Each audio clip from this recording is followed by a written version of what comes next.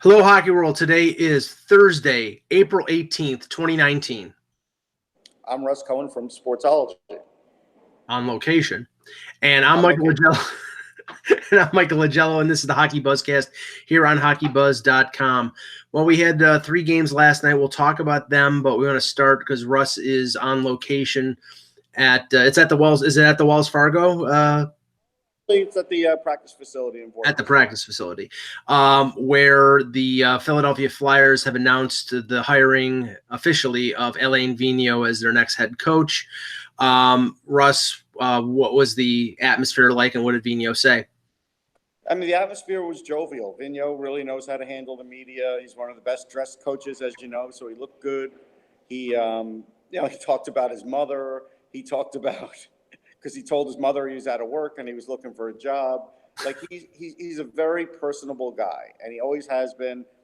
But he has a fire that burns within him, and he really wants to win a Stanley Cup. That's obvious. And so he's going to take on this job. While he's taking on the Team Canada job, so he's here today, and in the month of May he'll be with Team Canada and Slovakia. championships. Yep.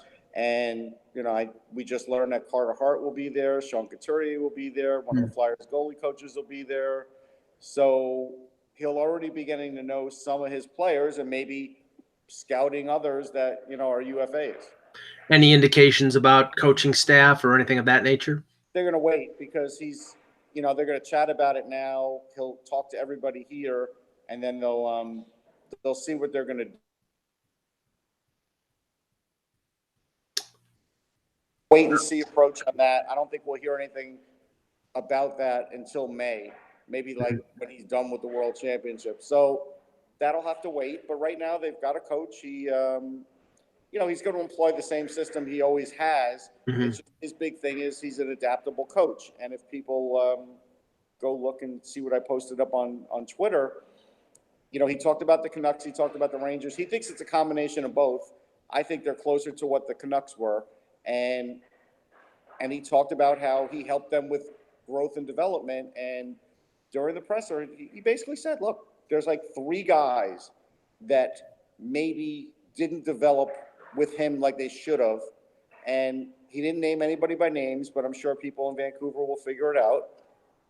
At the end of the day, he said a lot of them did, and he's right. And so right now, this is a good hire for this team. Mm-hmm. Comes at a good time for them because they need somebody with a real heavy hand, winning attitude, and he's got that. Yeah, and the one thing that was, I think, significant when it came to those teams in Vancouver and the team that he had with the Rangers was, I think, solid defensive cores. In Vancouver, he had Hamhuis and he had Edler, and they were pretty decent defensive core that got to the Stanley Cup final against the Bruins.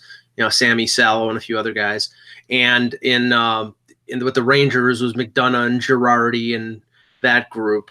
So now the question is, and we've talked about the Flyers defense right now. I mean, they've got a lot of good young players, but you said, and I believe as well, that they need to add to that defense. They need to get past an Andrew McDonald, who I think is a limited player in the final year of his contract, and bolster their blue line. So I mean, I think that's a task for Chuck Fletcher to be able to do. There's no doubt.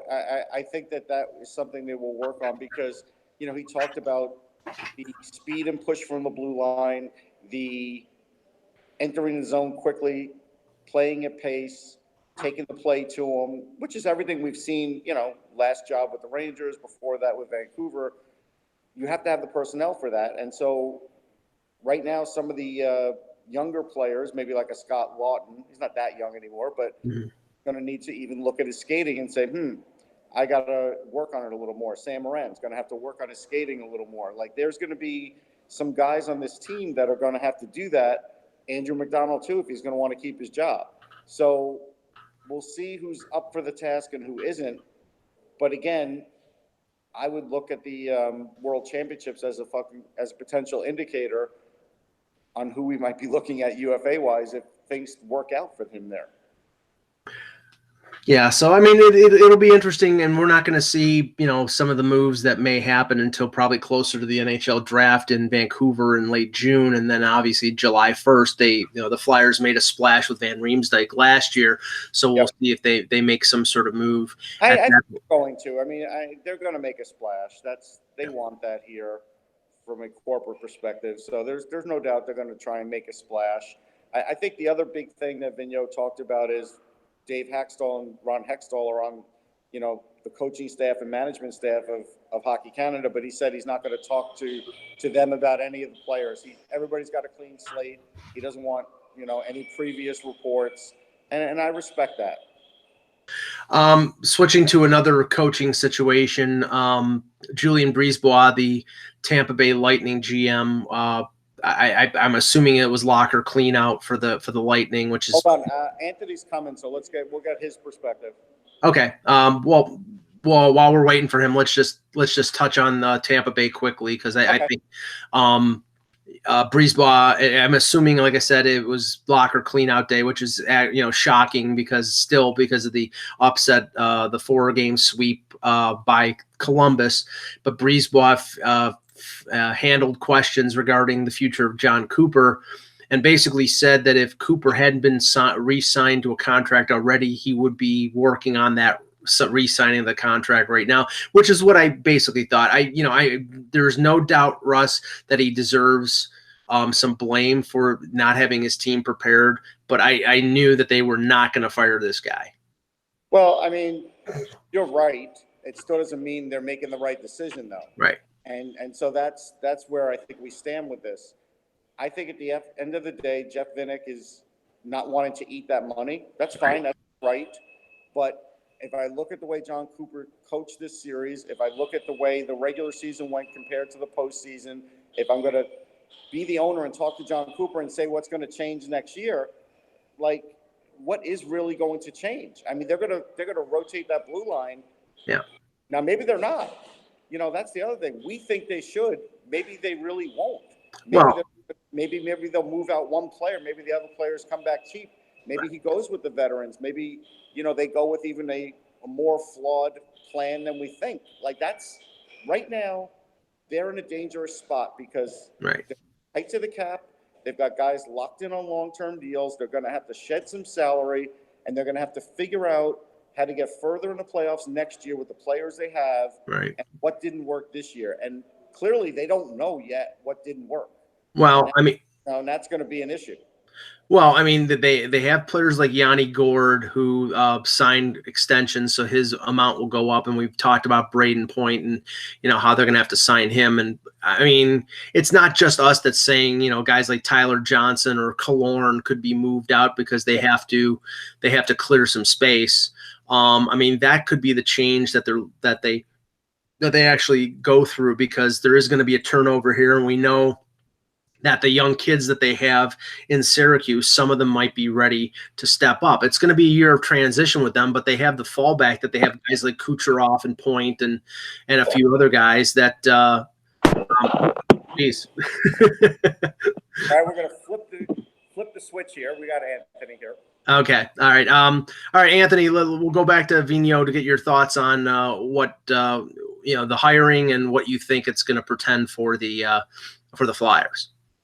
It's an interesting balance, I think, in many ways. Alain was kind of talking a lot about how he sees this situation as a combination of both the Canucks scenario as well as the Rangers scenario. Mm-hmm. He actually a bit more to the Rangers scenario, I guess, obviously, maybe because it's more fresh in his mind. But I could definitely see that, although I would probably say, based on the focus on young talent for Philadelphia, that this is probably closer to the Canucks scenario in this circumstance, with some veterans that are certainly in place. You kind of have to wring the personality. This is my first true exposure to Alain Vigneault in a press conference. He's a charmer. I told you. You have to wring the personality out of your clothes, I think, after the but it's going to be interesting to see philosophy in terms of how he's going to sort of handle things.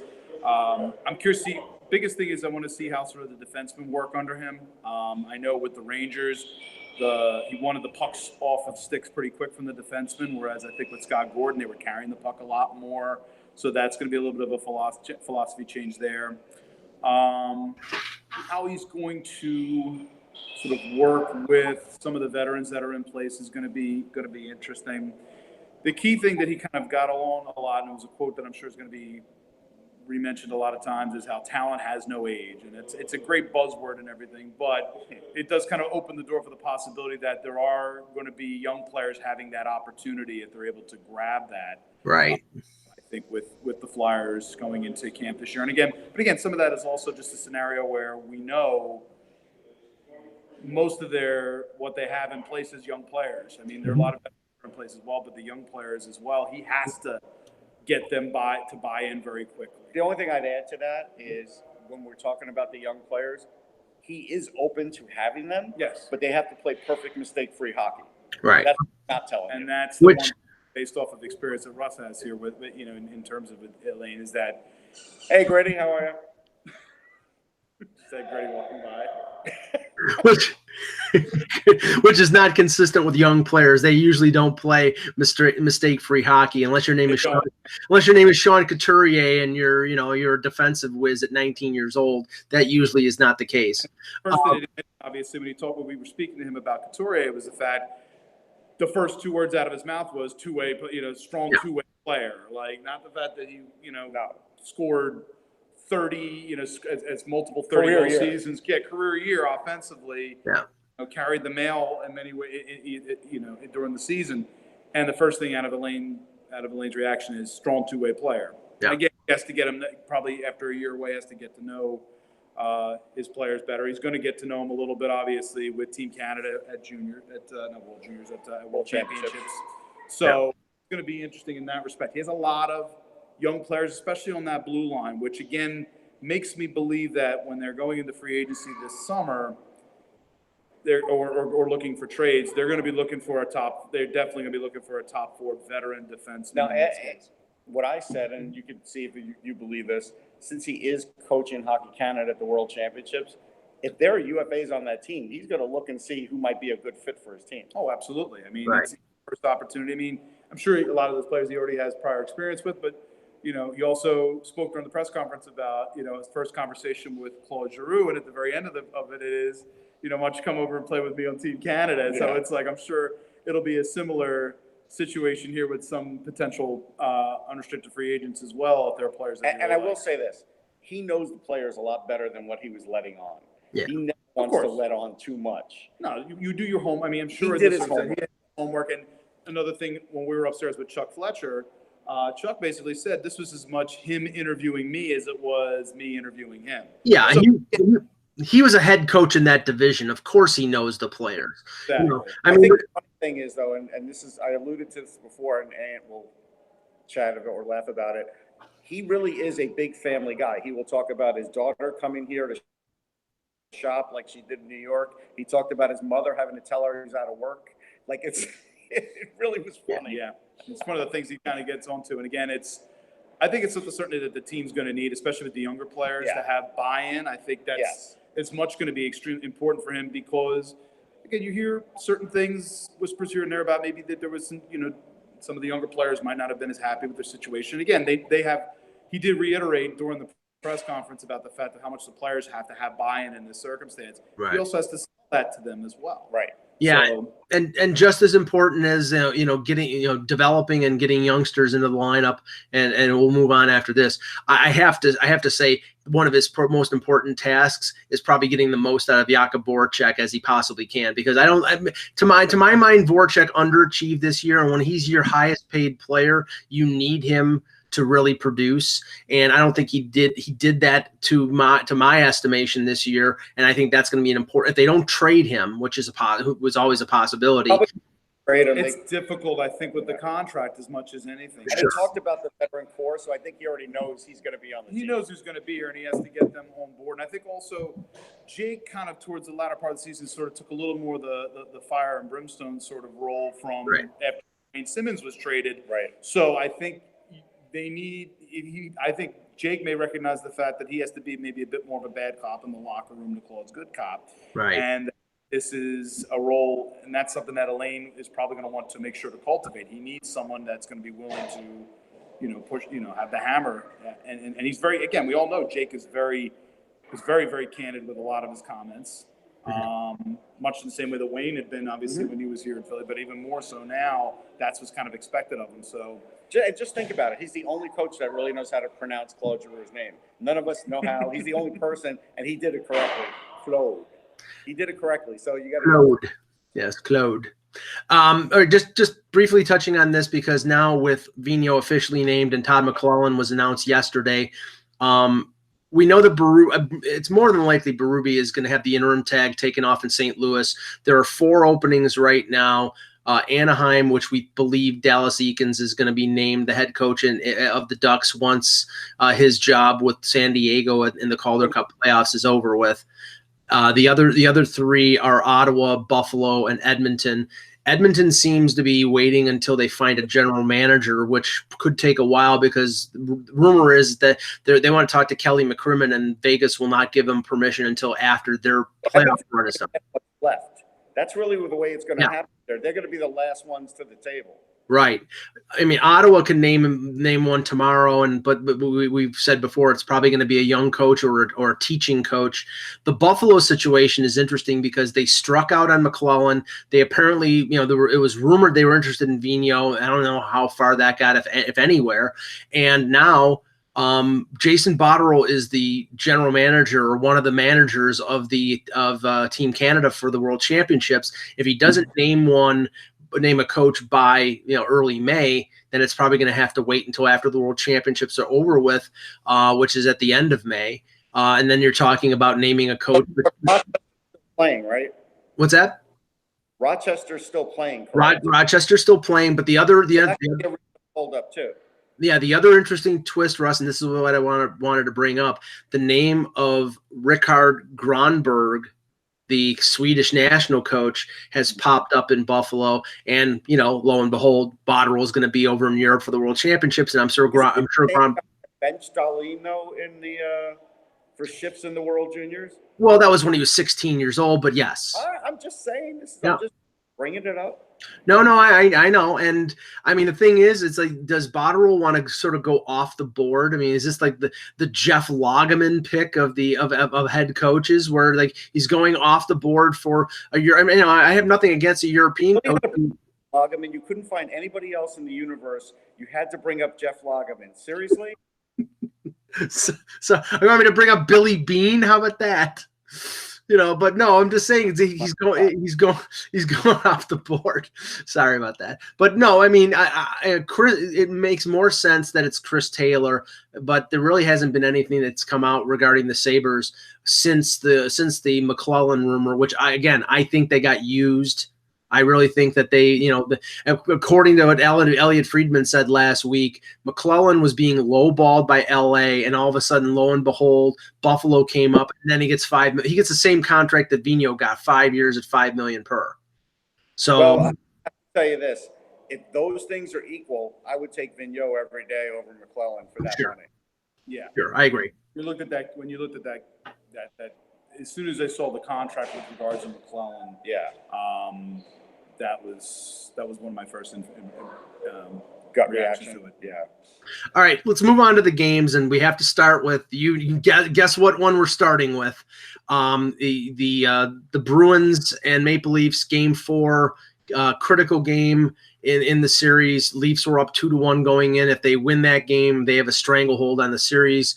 Lo and behold, the Bruins show up. They from the very outset, they took control of the game, got up 2-0.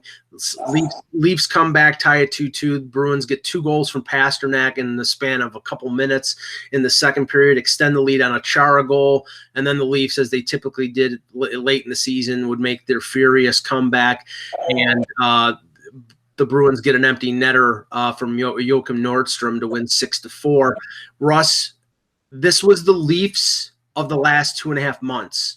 Defensive giveaways and Freddie Anderson playing average. And Rask made the saves when he needed to, but they had no answer, none at all for that top line of Pasternak, but Marchand and Bergeron, especially when they put them back. They'd started Pasternak on the second line in the first period, and he played like 3 minutes. And I don't know if that was a message from Cassidy to him, but all of a sudden he put the line back together. He played 7 minutes in the second period and scored 2 goals. They were, the Leafs had a lot of energy, but they were going in all directions and continued to give away the puck and make stupid plays. I mean, this was an opportunity for them, and they blew it. Yeah, a couple things that I would say is for the Austin Matthews doubters, he had a great game. So, Yes, he did. So we'll take that off the board. I felt like early on when Chara smacked Marner in the mouth, Yep. that was a pretty big sign right there that the Leafs should know what was coming and didn't really try and skate around Boston at all in the early going. Mm-hmm. Fashion, the Leafs tried to come back. They got close. I never really felt like the Leafs were ever going to win that game. And I know you feel like the season's over now. I'm not going to say that, but I just never felt like they were going to win that game. No, I mean, Anthony, I in our group chat, I mean, Peter was surprised when the Leafs came back and it was 5-4. And then after the game, I says, they're done. And I believe that because, the Leafs had an opportunity to get up 3-1 in the series. If they got up 3-1, they could have afforded to go into Boston for Game 5 sort of loosey-goosey with no pressure on them, with Boston facing, on the brink of elimination. Now the Bruins, for the second time in a row, come back and play the type of game that they played. I'm sure there's going to be pressure on the Bruins in Game 5. It's a Game 5 with the winner going up 3-2. But the Leafs traditionally have not played well in that building. Game 1 was an exception to the rule, and I expect the Bruins to come out and do what they did in Games 2 and 4 because they know what they have to do to beat the Leafs, and I don't know whether the Leafs will respond. They'll have to get a ridiculous performance out of Freddie Anderson to have a chance to win that game. I think not necessarily that Toronto is toast. I feel like it's kind of holding that. I think this is going to go 7. Yeah. But in a Game 7 scenario, it's tough for me necessarily to pick, for Toronto in that. I think Boston. I could see Boston in Game 5. I could see Toronto backs to the wall, emptying the bucket for Game 6. Sure. And then seeing what they have left for a potential Game 7. I get your angle on this, Mike. If it was the opportunity here for Toronto to really kind of put their stamp on this series last night.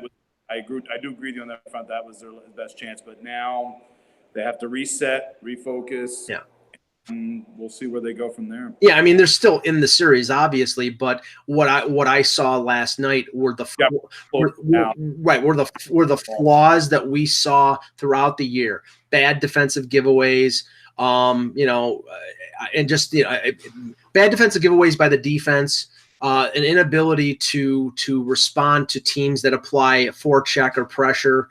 I mean, they're a very talented offensive team, and they scored 4 goals against a team that was top 5 in the league in goals against. So I'm not taking that away from them. But and they at times dominated play. They had 42 shots on goal, but you cannot do what they did in that game, giving up goals like they did, allowing Pasternak and Marchand clear opportunities, and hope to win. It's just not conducive to playoff success to do that.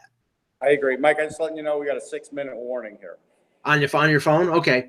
We'll touch on the other 2 games quickly here. The Colorado Avalanche win 3-2 in overtime over Calgary. Mikko Rantanen scores the overtime goal. Yeah. Russ, 52 shots on goal, over 50 shots on goal, 2 games in a row for the Avalanche. I thought the Calgary defense was their advantage in this series. Where is it? Yeah, they're having problems. They're having problems with McKinnon. They're having problems with Rantanen. I mean, guys that you would expect. It's really an interesting thing. Makar being added has just now they have two pairings on the power play that are just insane. Two groupings there that are just incredible. So, and what Makar even just does, and I don't know how many minutes he played, was great. I will say this: we're seeing the best out of Philip Grubauer right now. Yeah. We always in him, but we never saw it consistently enough. He made some saves that really saved that game. And Mike Smith was good, considering he got run into. But again, I don't trust Mike Smith to win this series. I don't. And I never did, and I never will. And right now, I do think it's incumbent on. Until he actually wins the series. Well, I don't think he's gonna. But I do think it's incumbent on Goudreau and company to really step it up. Yeah. Defensively, look, Giordano had a great game. I mean, Yes. he was everywhere. But you're right. I think they're lacking a little bit. I thought Jankowski had a good game, but just their play is a little spotty. And right now, you know what? I know it's probably not. It's a little crazy to say, but I think Colorado's a little faster. The game went into overtime, and 10 minutes into overtime before Rantanen's goal. Makar played 20 minutes. Tyson Berry played 30 minutes. Yeah, it's too much. Yeah, I mean that's bizarre. The other game, a romp by the Dallas Stars, 5-1 over the Predators. Series now tied 2-2. Pekka Rinne gets pulled after allowing 4 goals in the first period. I don't know what. These ones. Right, and he was spectacular the game I know. before. It's unbelievable. This has been this is the stamp of Pekka Rinne. It is, yeah, you're right. Yeah, I mean it's totally bizarre, and we'll talk more about that series because it looks like now 2-2 it's going to go at least 6, and obviously it's going to go at least 6 and probably 7 games. Good prediction, Mike. I like that. Yeah, there you go. I'll go out on a limb and says it was 6. All right, just quickly before your guys' phone dies out, 3 games tonight: Capitals, Hurricanes. Capitals up 2-1 in Carolina. Svechnikov will not play after getting his clock cleaned by Ovechkin. I don't know if he's playing the rest of the series. Yeah, he was on the ice based on reports. He has a cage on, but I mean, I'm sorry. I mean, after seeing that, I was like, "There's no way this guy's playing the rest." Yeah, no, he was not cold. The game of the night, in my estimation, Blues Jets at the MTS Center in Winnipeg. Series tied 2-2. No home team has won a game in this series. I think obviously the pressure is on the Blues after losing losing 2 at home, and Binnington, who I think I don't think was responsible for the losses, but Winnipeg is on a roll now. But Winnipeg could turn the series. Yeah, this is where it could turn. This is it, because I think if they fall down, I think if they go down, they fall down here. They go down 3-2. I mean, obviously by numbers, but in this case, I think, as you indicated, much like the Toronto series, momentum I think is critical at this point. That if St. Louis can turn the tide here and win, then I think there's a decent chance when they come back to St. Louis that they can close it out. Yeah. Whereas Winnipeg does it, and I think it goes 6. I still think it's going 7. Yeah, I think it's going 7. I had St. Louis in 6. I thought they were rolling pretty good going into the playoffs. In the first 2 games, I think bore that out. It's just they didn't handle things well at home, and now they have an opportunity to refocus. Yeah, it's up to Winnipeg whether it goes 6 or 7, really. Yeah, and the late game, Golden Knights in San Jose against the Sharks. Martin Jones is probably going to have a really short hook here because. If he plays well, he'll stay in. If he doesn't play well, they'll get Aaron Dell in there. But if he doesn't play well, their season is probably over.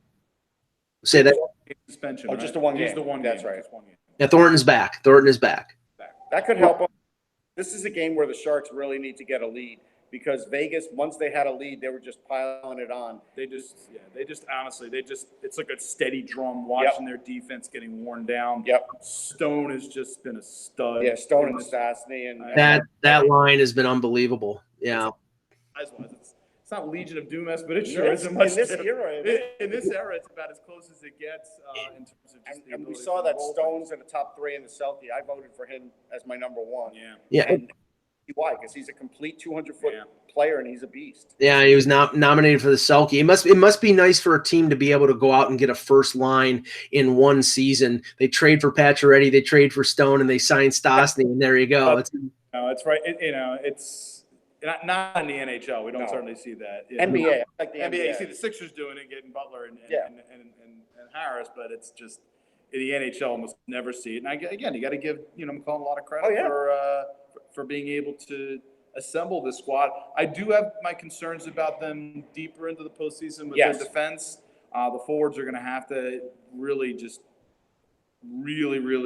play as tight as they've done in this series. If they do, then I think there's a chance that Vegas has another deep run in them. Yeah. All right, guys, we'll wind up before your phone dies. For Anthony Mangione, for Russ Cohen, I'm Michael Agello. Thank you for watching, and remember, without the buzz, it's just hockey.